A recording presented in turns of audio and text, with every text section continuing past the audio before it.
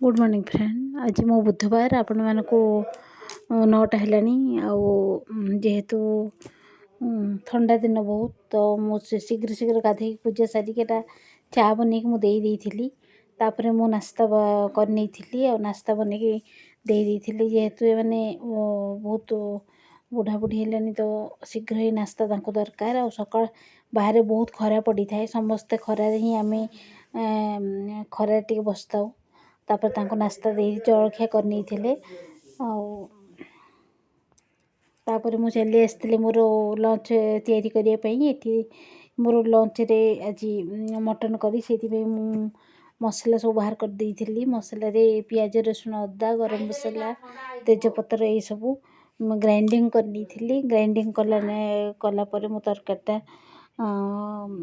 mutton जेहेतु बहुत समय लगी जाए तो से मत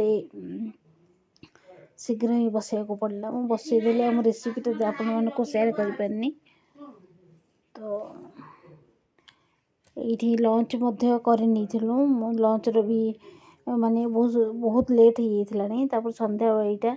संध्या बर्तन धुआ धुई चलता